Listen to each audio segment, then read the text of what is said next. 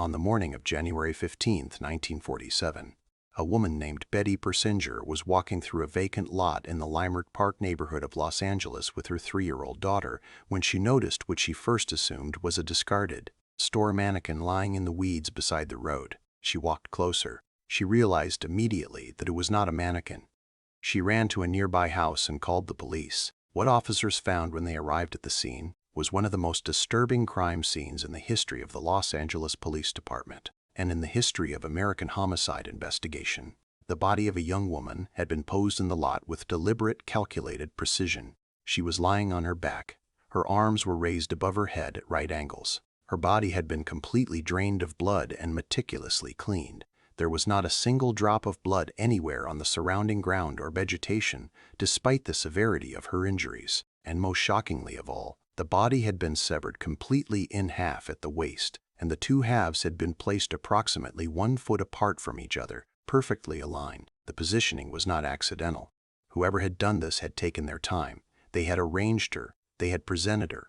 The victim was identified as Elizabeth Short, a 22-year-old woman from Massachusetts who had come to Los Angeles with ambitions of becoming an actress, as so many young women did in that era, drawn by the glamour and the promise of Hollywood. She had dark hair, very pale skin, and by all accounts a warm and sociable personality. She had no permanent address, moving frequently between the homes of friends and acquaintances, taking whatever work she could find between unsuccessful attempts to break into the industry. She had a few minor connections to people on the fringes of the entertainment world. She was not famous. She was not wealthy. She was a young woman trying to make something work in a city that was not especially kind to young women trying to make something work. Newspapers quickly dubbed her the Black Dahlia, a name that combined the dark hair she was known for with the title of a popular film noir movie called The Blue Dahlia that had been released the previous year. The name stuck immediately and permanently. Elizabeth Short has been known by it ever since, which is worth noting. She was a real person with a real name, and the nickname, however evocative, has a tendency to transform her in public memory from a human being into a symbol, which is perhaps one of the reasons her case has never fully been resolved. The investigation focused so heavily on the sensational nature of the crime that the actual work of finding a killer sometimes seems secondary. The investigation into Elizabeth Short's murder was, by most accounts, one of the most chaotic and poorly managed in Los Angeles history. The LAPD received over 150 confessions in the weeks following the discovery, virtually all of them false, many of them from deeply disturbed individuals seeking attention, and the sheer volume of them consumed enormous amounts of investigative time and resources. Detectives were pulled in dozens of directions simultaneously. Witnesses came forward claiming to have seen Elizabeth with various men in the days before her death. Each lead generated new leads, which generated new suspects, and the case spread outward in every direction without ever reaching a center. The killer had sent a package to the Los Angeles Examiner several days after the body was found. It contained a number of Elizabeth Short's personal possessions, her birth certificate, her address book, photographs, along with a note constructed from cut-out newspaper letters that read, "Here is Dahlia's belongings. Letter to follow." The letter never came. The package had been wiped clean of any fingerprints before being sent. Police interviewed hundreds of suspects over the following months and years. The case generated books, documentaries, feature films, and an entire subculture of amateur investigators who have proposed dozens of different killers over the decades, including, at various points, a surgeon, a film industry figure, a war veteran, and even the father of a future celebrated crime writer. None of these theories have ever been conclusively proven or disproven. What investigators have been able to establish with reasonable certainty over 75 years is this: Elizabeth Short was killed somewhere other than the vacant lot where her body was found. She was transported there after death. She had been held for an unknown period of time before she was killed, and she had been subjected to surgical-level cuts that suggested the killer had either medical training or significant anatomical knowledge. The body had been cleaned with such thoroughness that no forensic trace of the location where she was actually murdered has ever been identified. The LAPD officially closed their active investigation decades ago, though the case file has technically never been closed. Nobody has ever been charged with the murder of Elizabeth Short. No arrest has ever been made. The person who did this lived out the rest of their life without ever being identified, and in all likelihood died without ever being held accountable. The vacant lot in Leimert Park where her body was found is now a residential street. There is no marker. There is no memorial. There is nothing to indicate that one of the most famous unsolved murders in American history happened in that exact spot on a January morning in 1947, when a woman walking with her daughter looked down and saw something she would never be able to forget. Elizabeth Short's case has been called unsolvable. Too old, too contaminated, too many false leads. But the next case we're covering is not old at all. It happened in 1996. It happened in a wealthy neighborhood in Colorado, and the victim was 6 years old. Patsy Ramsey called 911 at 5:52 in the morning on December 26, 1996. Her voice was high and panicked. She told the dispatcher that her daughter was missing, that she had found a ransom note on the stairs, that someone had taken her child. Police arrived within minutes. The house, a large 15-room property in one of Boulder's most affluent neighborhoods, was quickly filling with friends and family members who had been called by the Ramseys. It was, in retrospect, one of the first significant errors of the investigation. The house should have been sealed immediately as a potential crime scene. Instead, it was walked through, touched, and occupied by a growing number of people for hours.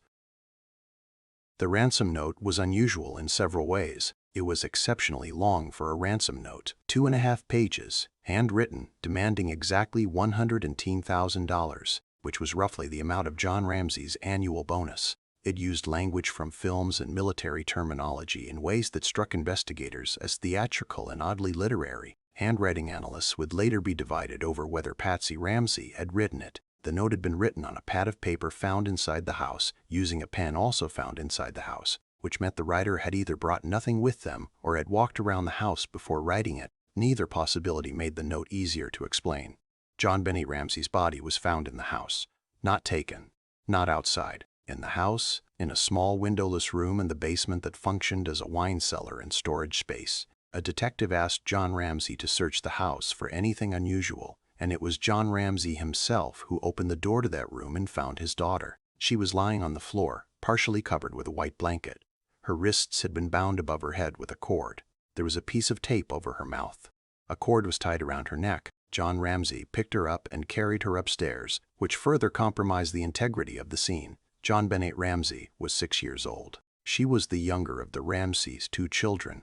A bright, energetic child who had been entered into child beauty pageants by her mother and had won several of them, which would later become a major element of media coverage and public speculation about the case, and which arguably obscured more than it illuminated. The cause of death was determined to be asphyxiation due to strangulation, with a skull fracture also contributing. The medical examiner's findings suggested the skull fracture had occurred before the strangulation, meaning JonBenet had been struck on the head, hard enough to cause a fracture, before she was strangled. She had also been subjected to a sexual assault.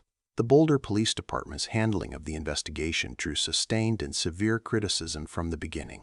The crime scene had been compromised in the first hours. Key evidence had been moved. The Ramseys had been allowed to leave Boulder with their son Burke shortly after the body was found, before any substantive interviews had been conducted. When investigators did interview the parents, they did so separately rather than jointly, missing an opportunity to compare accounts in real time. The department was a small city police force that had never handled a murder case of this complexity or this level of media attention, and it showed. Suspicion fell heavily and publicly on John and Patsy Ramsey almost immediately, driven partly by investigator focus, partly by media coverage, and partly by the simple statistical reality that in cases involving the murder of young children, a family member is most often responsible. The Ramseys maintained their innocence completely and consistently for the rest of their lives. Patsy Ramsey died of ovarian cancer in 2006, still a suspect in the eyes of many. John Ramsey has continued to speak publicly about the case, consistently asserting that an intruder entered the house and committed the crime. In 2008, the Boulder District Attorney's Office issued a letter formally clearing the Ramseys based on DNA evidence found on JonBenet's clothing that did not match any family member and has not matched any profile in any criminal database to this day. The letter came too late for Patsy. The DNA found on JonBenet's clothing, an unidentified male profile, remains the most significant piece of physical evidence in the case. It has been submitted to national and international databases repeatedly over nearly 3 decades. It has never produced a match. In 2023, investigators announced they were pursuing a new approach, using genetic genealogy, the same technique that identified the Golden State Killer, to try to trace the unknown DNA through distant relatives. As of now, no arrest has been made. JonBenét Ramsey would be 33 years old today. Her killer has never been identified. The most investigated child murder in American history remains unsolved, and the DNA profile of the person who killed her sits in a database, waiting for a match that has not yet come. JonBenét Ramsey's case has physical evidence, DNA, and still no answer. The next case has neither a body to examine nor a killer to identify. What it has are letters, coded, taunting, extraordinary letters from a man who called himself the Zodiac, and who may still be alive today. The Zodiac Killer is believed to have murdered at least 5 people in Northern California between December 1968 and October 1969, though he claimed in his letters to have killed as many as 37. The confirmed victims were 2 couples attacked at Lovers Lanes, David Faraday and Betty Lou Jensen in December 1968 near Vallejo, and Darlene Ferrin and Michael Maggio in July 1969, also near Vallejo, where Maggio survived, and a taxi driver named Paul Stine shot in the back of the head in San Francisco in October 1969. There was also an attack at Lake Berryessa in September 1969, where Brian Hartnell and Cecilia Shepard were stabbed. Shepard died 2 days later and Hartnell survived. In several of these cases, the killer called police after the attack to report it himself, calmly providing a location and details before hanging up. The physical descriptions from survivors were frustratingly inconsistent. Hartnell, who spoke with the killer directly at Lake Berryessa before being stabbed, described a heavy-set man wearing a makeshift hood with a circle and cross symbol drawn on it, a symbol that would appear again in the letters.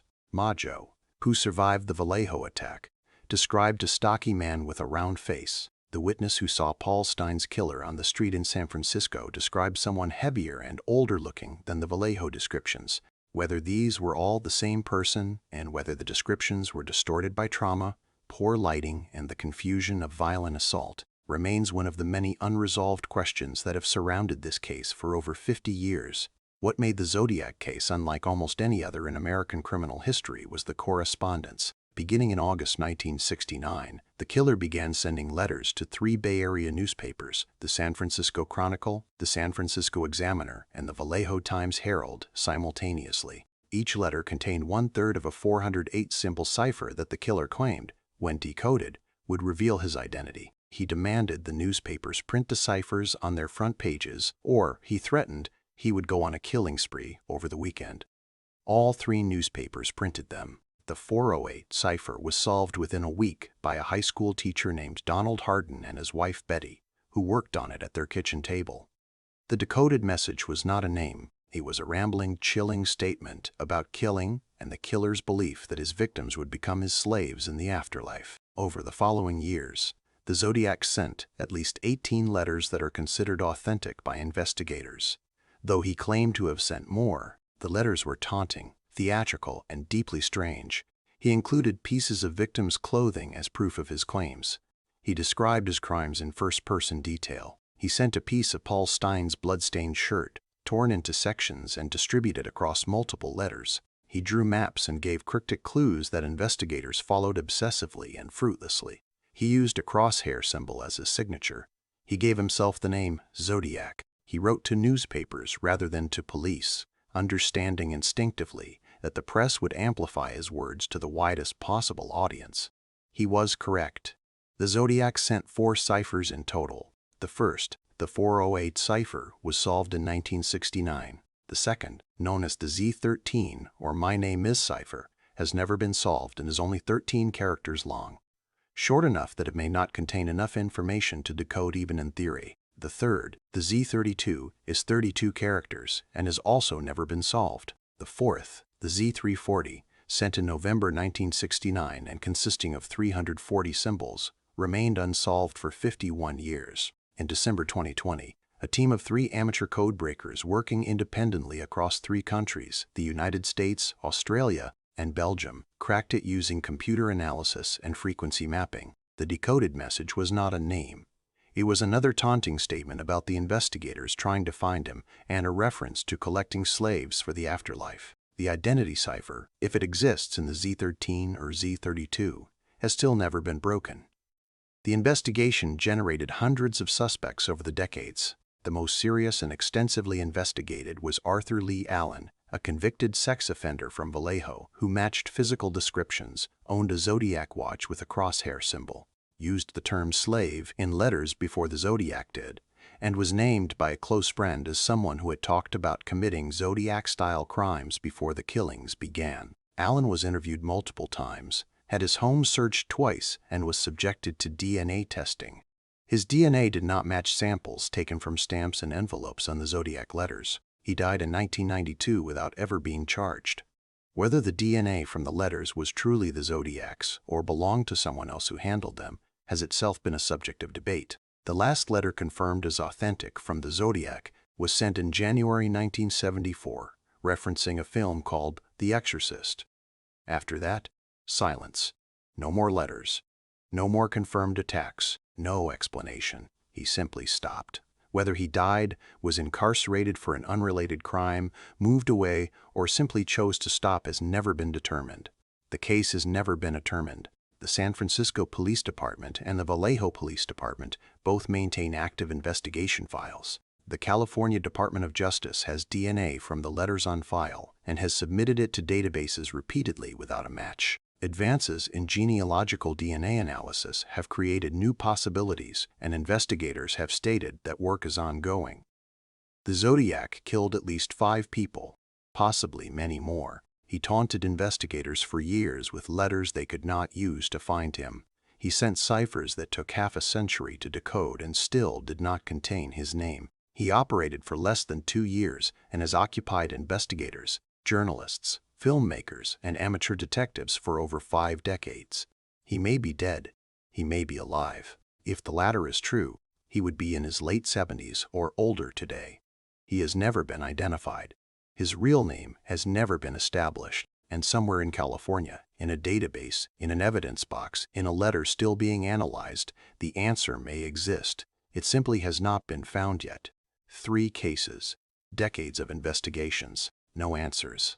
Subscribe, because next episode we go into the cases that were finally solved after everyone had given up. And drop a comment.